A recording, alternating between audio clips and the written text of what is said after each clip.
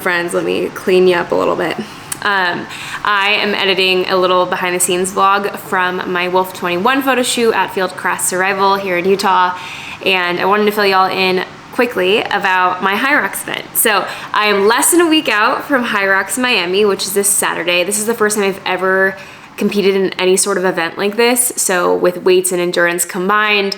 I haven't really done a ton of training in this kind of style of workout. I've never done CrossFit before, and honestly, like, I haven't really done ski erg or sled pushes up until this point. So I'm very much going into this as a beginner with an athletic background, but definitely not as someone who's like very versed in the hyrox world. Regardless, I'm incredibly excited. I think this is gonna be such a fun event. I'm racing with Coach Bray from Austin, Texas. He coaches out of Squatch Fitness, and I'm just so excited. So I'm also less than 2 weeks out from my first ever ultra, which is Antelope Canyon 50. I'm not going to be doing like your traditional taper and race build up until this race. This is truthfully going to be a long, fun training run for me, which 50 miles is gonna be hard regardless, but I'm going into it with that mindset. I really wanna have a lot of fun. I wanna take it all in. I want to struggle through the process.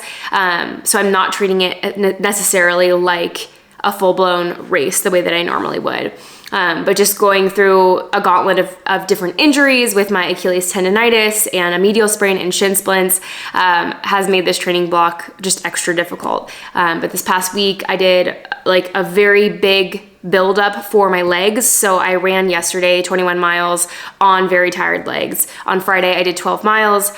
On Saturday I did 12 miles. Sunday I did legs and speed, and then Sunday I came into that workout having done 3 leg workouts that week and have not feeling rested at all. Feeling very heavy, buildup of lactic acid, and honestly, like, that run sucked. I did not feel great. It was such a beautiful run. I went out with some friends, but I didn't feel strong, and I think there's some like major benefits of training this way. Number one is it builds your strength and your endurance to be able to train on super tired, heavy, like broken down legs.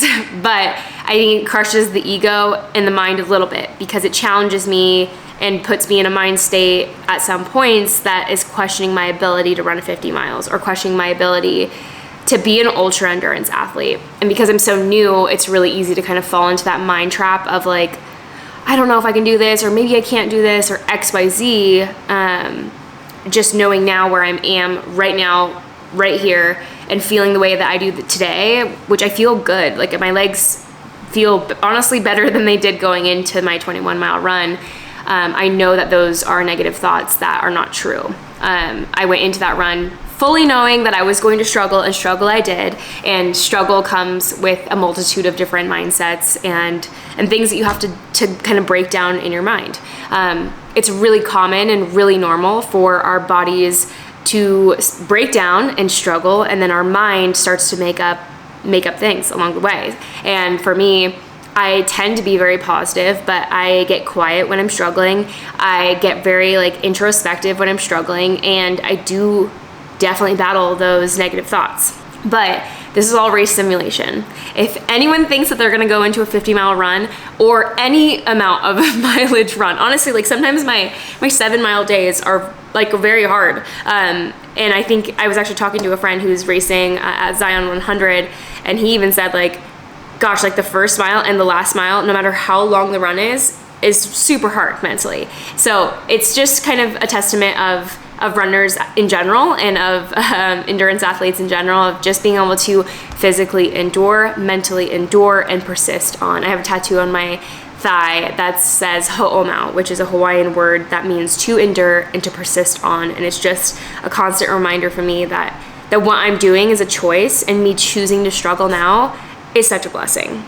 Like, the fact that I get to live the life that I get to live, and I get to do something like run and choose that struggle, like, that is pretty freaking incredible. When things get really tough, I think it's really easy for my brain to go back to what my doctors had told me, which was that I would never run or hike again. And because things are more difficult for me now, it's very easy for my brain in tough times to go back to that, of like, maybe they were right, or maybe I'm not not cut out for this. Maybe I'm not cut out for ultra. And it's very easy for my brain to go that way.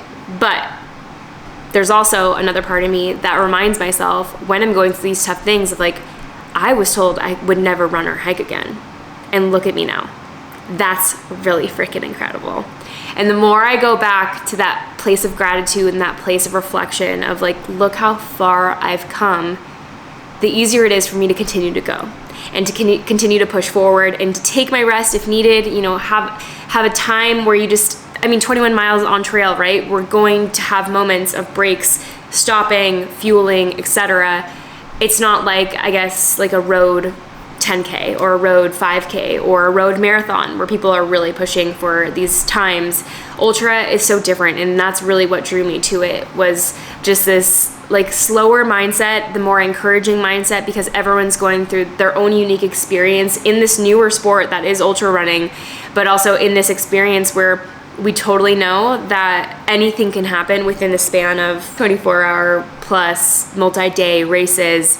Everyone's kind of coming to the start line knowing that anything can happen and that everyone's kind of putting their life on the line to do this wild and crazy thing.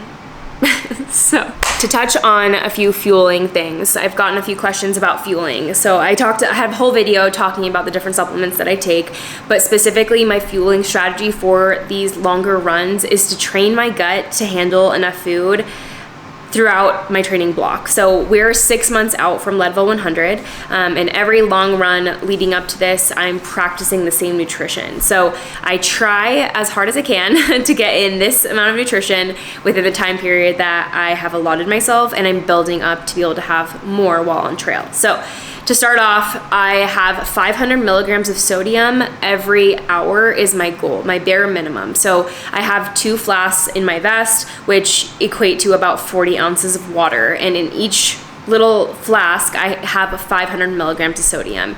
My goal is to get through both of those within the hour, but realistically, I know myself, getting through 1 flask per hour with 500 milligrams of sodium is enough to get me through. Obviously, like, we want to be able to build and handle more. That way we don't get to a point where our body isn't being fueled enough, but that's kind of where I'm starting at, and that is what I'm training with. In addition to that, I have 1 gel every 30 to 45 minutes, and 1 gel is 100 calories and 20 grams of carbs. That mixed berry go gel is ridiculously delicious. I have never ever been excited to take a gel. I've always been kind of like, ugh, I have to take a gel. And Honey Stinger in the past was the only brand that I used until BPN came out with their Go Gel, and it is literally game changing. It has ruined every other gel flavor or gel brand up until this point because it's so dang good. So I do 1 gel every 30 to 45 minutes. And I don't go by mileage because the difference between training on trail and training on the road is so vast, right? When we train on the road, all of our grades, even if there's rolling hills, everything is very, I guess, calculated. Like, you can calculate how long it's going to take you to get through 1 mile, versus on the trail, you have so many different grades. You have twists and turns, you have technical trails, you have snow. There's just too many factors to factor in to where I would rather go by time than mileage. So yes, every 30, 45 minutes, I have a gel, and then I try to every hour have 1 food item that has more nutrition in it. So whether it's fat or protein based, I've been training with a few different things right now. The Bobos PB&Js are my new favorite, like, cookie thing. Everything has to be gluten-free because I'm celiac, so my choices are a little bit more, I guess, limited, but those Bobo PB&Js, so freaking good. The IQ bars, which I've shared before, so freaking good, very high in the fat content. So when I'm feeling really hungry, that is a great option to have as well. Carbs are really important, but to have like sustained energy throughout a training session, I need to be able to have protein and fat as well. So those are my few, and then white potatoes have been a really awesome grab for me. And then for super long days, if I'm able to hit like an aid station at my car or whatever, I have done like veggie sushi, which is really like fun and easy, and it feels very fresh, having like cucumber, avocado, carrot in a veggie sushi, and then having some fruit, like just that freshness, I feel like is so revitalizing to me. It's really, really easy to get bored of highly processed, super duper sweet treats. So I've been trying to mix things in as far as more savory items, especially after Ironman. I noticed that I just didn't want to eat any gels. I didn't want to have to do with anything that was sweet on race day. Like towards the, I guess like more like the 7-hour mark. I was just like, ugh, everything is too sweet. I need something savory. So going into ultra season, I'm definitely keeping that in mind. Want to have more savory items. I want to have like some maybe chip option, or maybe like a ramen option. Some miso soup would be great. We're gonna try everything out in this training block leading up to Leadville. But that is my training right now. I think my longest day has been around 8 hours. We did 3 summits of this local peak that is around 3K vert.